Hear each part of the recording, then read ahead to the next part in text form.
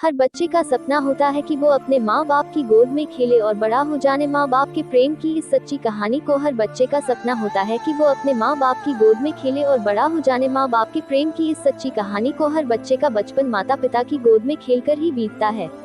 लेकिन कुछ बच्चे ऐसे भी होते हैं जिनके सर पर दोनों में से किसी एक का साया उठ जाता है और दूसरा हमेशा एक पालक के तौर पर माँ और पिता दोनों की पूर्ति करता है। ऐसे में यदि पिता न रहे तब माँ नौकरी कर बच्चों का पालन पोषण कर लेती है। लेकिन यदि बच्चे से माँ की ममता ही छिन जाए तो पिता चाहकर भी एक माँ की कमी पूरी नहीं कर पाता। लेकिन रिया के हर बच्चे का सपना होता है कि वो अपने माँ बाप की गोद में खेले और बड़ा हो जाने। माँ बाप के प्रेम की इस सच्ची कहानी को हर बच्चे का सपना होता है कि वो अपने माँ बाप की गोद में खेले और बड़ा हो जाने। माँ बाप के प्रेम की इस सच्ची कहानी को हर बच्चे का बचपन माता पिता की गोद में खेलकर ही बीतता है। लेकिन कुछ बच्चे ऐसे भी होते हैं जिनके सर पर दोनों में से किसी एक का साया उठ जाता है और दूसरा हमेशा एक पालक के तौर पर माँ और पिता दोनों की पूर्ति करता है।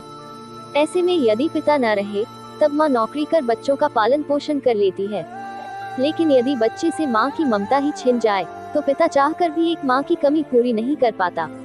लेकिन रिया के पिता कुछ अलग थे।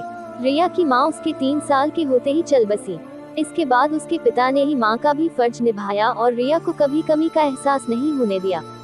रिया ठीक से जानती भी कहाँ थी कि माँ होती क्या है, लेकिन पिता ने जिस तरह से उसे पाला उसके दिमाग में कभी सवाल ही नहीं आया कि माँ क्या होती है। ग्रेटर देन बचपन में उसके गंदे कपड़े बदलने से लेकर स्कूल के लिए तैयार करने तक और कपड़ों का सलीका सिखाने से लेकर माहवारी की जानकारी देने तक माँ का हर कर्तव्य पिता ने ही निभाया। यहाँ तक कि खाना बनाना और किचन की बारीकियां तक सब कुछ उसे पिता ने ही तो सिखाई थी।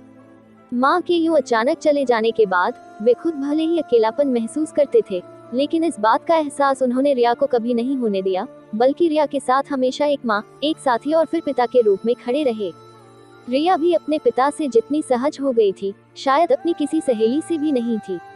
दुनिया भर की बातें वह अपने पिता से किया करती, कभी कभी ढेरों सवाल करती जिनका जवाब उसके पिता बड़े से शांत तरीके से दिया करते थे। वे कभी रिया की किसी बात पर भड़के नहीं, कभी बेमतलब गुस्सा नहीं किया। उसके व्यक्तित्व को स्नेह के साथ निखारते रहे, उसके दिल और दिमाग को पोषित करते रहे ताकि वह जीवन की किसी भी परिस्थिति में हार न मान पाए, उसके कदम कहीं डगमगा न जाएं। उम्र के 22 साल पीछे छोड़ते हुए रिया ने भी घर की और पिता की जिम्मेदारी संभाल ली और फिर एक दिन उसके जीवन में सपनों के शहजादे ने दस्तक दी। किसी सहेली की शादी में उसने रिया को देखा था और वहीं से उसे पसंद भी कर लिया था। ग्रेटर देन आखिरकार रिया के बारे में सारी जानकारियां जुटाकर उसने अपने माता पिता को रिश्ते के लिए रिया के घर भेजा। रिया के पिता को लड़का तो पसंद था, लेकिन आज उन्हें इस बात का एहसास हुआ कि उनकी रिया अब बड़ी हो गई है और उसे विदा करना भी उनकी महत्वपूर्ण जिम्मेदारी है। पिता ने रिया का रिश्ता तय कर और उसकी विदाई भी कर दी, लेकिन उसके जाने के बाद पिता बिल्कुल अकेले हो गए थे।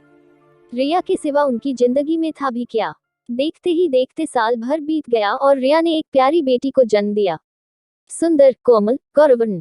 अब जब जब नन्ही बेटी छोटी छोटी चीजों के लिए रोती, तब रिया को ये एहसास होता कि माँ कितनी जरूरी होती है।